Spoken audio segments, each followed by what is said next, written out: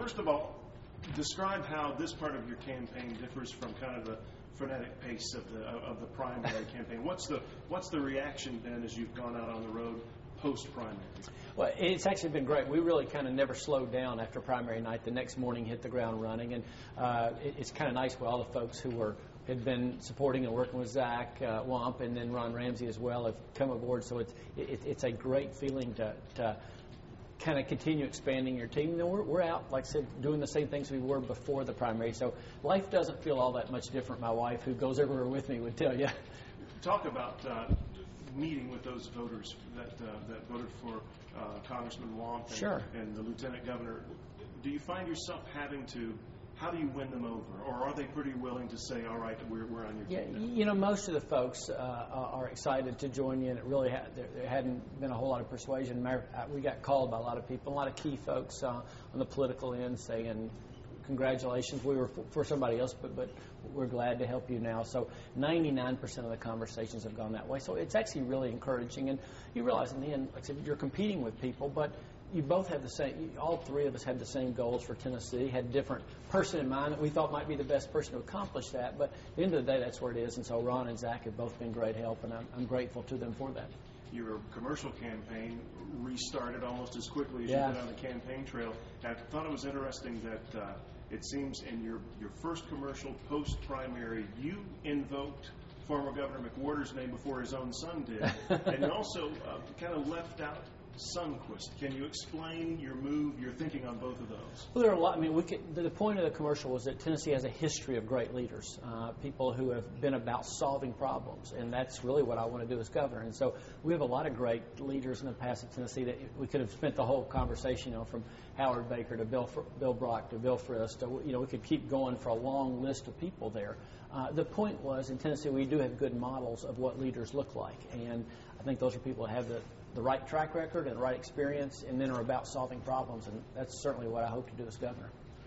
The last days of the primary, the 3rd District Congressman Zach Wamp kind of was throwing some grenades out there, and I think he made the charge that no matter which of you guys would win, if it's McWhorter or yourself, you're pretty much the same candidate. And of course, the state income tax would be back on the table, and this and that. So if you would, for a moment, describe some of the differences between you and your opponent in this election. Well, I can assure you 100% state income tax is not on the table. I'm 100% opposed to it now and always will be in the future, period. Okay, I can't be stronger about that. That's number one. Number two, I do think it matters. The 20 years I spent in business were great preparation to be mayor.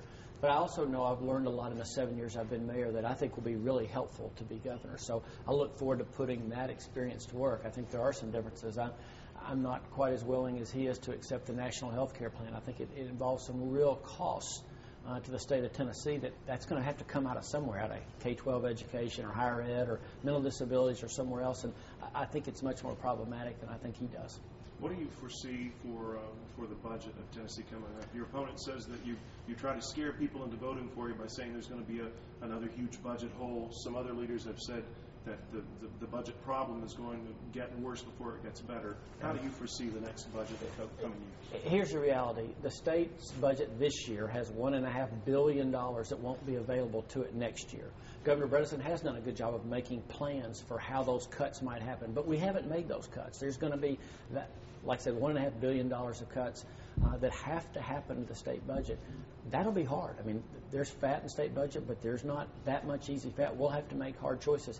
That's why I think it matters to have someone who's done that before. I've done that as a mayor. We've shrunk the size of city government in Knoxville. It's smaller than it was not just last year, 2 years ago, but smaller than 3 years ago. And we need to elect as governor. If you're hiring somebody for a job, hire somebody who's done it before.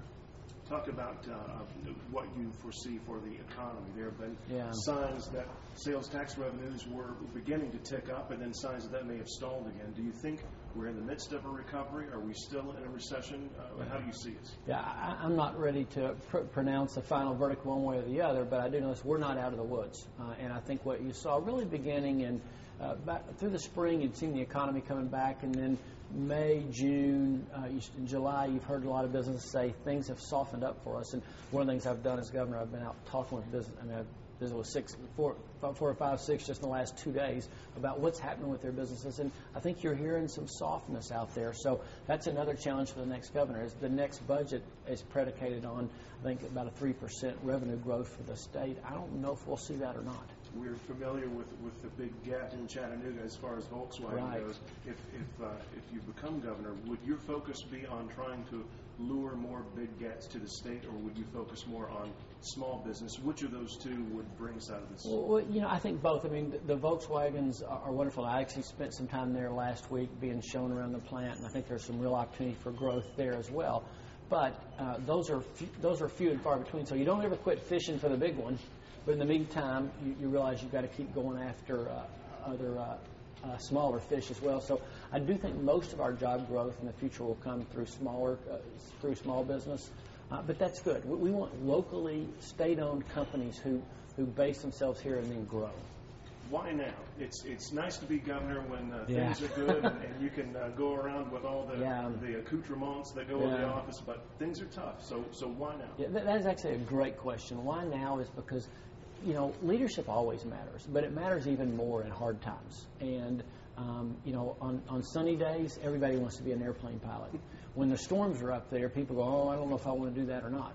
And these are hard times. But again, that's why it matters to have somebody with the right experience. And I do think I have that right experience that can help lead the state through some more difficult days ahead. Several issues and the headlines will get your reaction to that. Of course, the legislature spent an awful lot of time last year on guns issues, immigration issues. Right. How would you address those two in particular and social issues overall as governor? Yeah. The social issues are important to all of us, no matter what side you fall on. And I definitely count myself a conservative, both in financial matters and social matters. But I think the next governor and the General Assembly next year is going to have to focus on a real challenge with the budget. That's going to be job 1, 2, 3, 4, 5. And the other is going to be talking about how we continue to grow jobs in Tennessee. Okay, those are where the two focus is going to be. We're making a lot of headway on education, which applies to both of those big issues that are facing us. And we're going to have to keep up. We're going to have to keep focus and talk and a lot of discussion about how we keep moving away from being the 42nd out of the 50 states in education. So I think next year the seriousness of the budget challenge is going to occupy most of my time as governor and most of the General Assembly's time. How do you grow jobs from the governor's office? What's the role of the governor to grow jobs in Tennessee? I think several things. The governor should be personally involved. You've seen that with other governors, and that when the leader gets involved in recruiting that business, it makes a difference. Okay, so that's number one. Number two, you take advantage of the strengths that we have here in Tennessee, and you've seen some of that here in Southeast Tennessee with some of the remarkable successes you have. So when a car's rolling like this one is, keep it going. It's easier to steer that moving car, so keep it going. And I think the other thing is you take advantage of the strategic assets that you have no matter where you are in the state. So Memphis has certain assets that we don't have in East Tennessee, and vice versa. When you're selling something, you go out and sell what you have, and we have a lot to sell in Tennessee. And speaking of the different parts of the state, we'll give you an opportunity to kind of brag on Chattanooga a little bit. How does Chattanooga fit into the Tennessee Valley overall fit into your economic plan, your view of the future of Tennessee? Is it an important cog or just one of many since we have the 3 grand divisions? Well, I think it's really important because you've had such success here lately, and like I said, it's easier to keep something moving. And I've actually met with a lot of the local leaders, both economic development and elected political leaders, over the last 3 weeks to talk about what do they think the state's role should be in keeping that moving forward. So the great successes you've had here, in some ways, people here might not even appreciate them as much as they should, because you go to some other places in the state that are struggling. So I think one of the things that as governor you do is, like I said, when you find something that's already happening, you go see where you can help. And I think in this case, that's what I'd look forward to doing as governor. How do you like the life of the rock star on a tour bus driving up and down across the state? Yeah, well, we had a tour bus just the last 3 weeks of the primary. We'll bring it back out for the last 3 of the general. We spent a lot of time traveling in our car. We've got about 85,000 miles on it now. So it's I'm not sure how rock starish it is. It actually feels it's a democracy is a lot of long, hard work, but it's the right idea. And we've been running for 20 months now. My wife, Chrissy, has gone pretty much everywhere with me. And I know this, because of that whole process, if I have the chance to be governor, I'll be a lot better one because of those 20 months we've spent going all over the state. Last question. Yeah. What do you foresee for election night? You kind of ran away with the primary. I don't know if that was expected or not, but that's what happened. You're doing an awful lot of campaigning. Do you foresee a runaway election? Do you count on that? How do you see the next few months come? You know, it's 2 months to go. Election day is 2 months from tomorrow, and we're going to work hard all the way through that. I had a track coach in high school said, run through the finish line, don't just run to it, and that's what we're going to do in this campaign. We started out 20 months ago working really hard, and we're going to keep doing that. And so I'll let the pollsters and all that talk about where the race is. And, you know, we feel good about where we are, but we're also out there working really hard, and we have been doing it, and we'll keep doing that all the way through 8 o'clock on November 2nd. No, and I said last question. I had one more I forgot to throw in there. We received word just the other day that former President Clinton was going to be in Nashville stumping for your opponent. Right. How do you think that will help or hurt his campaign, and do you have any big name guys or gals coming in for you? You know, we've had a concerted effort to have this election be about Tennesseans, and so we focused really hard on pulling a lot of Tennesseans together, and we feel really comfortable with our campaign strategy. I'll just leave it at that. Anything I haven't asked you that you wanted to comment on? No, I think I said this is a critical time facing the state, and you asked a really good question. You said, why in the world would anybody want to be governor in a time like this? But for me, that's really the one time you ought to, if you really want a chance to make a difference, that's when you should want to be governor. Thank you so much for your time. Thank you. Yeah.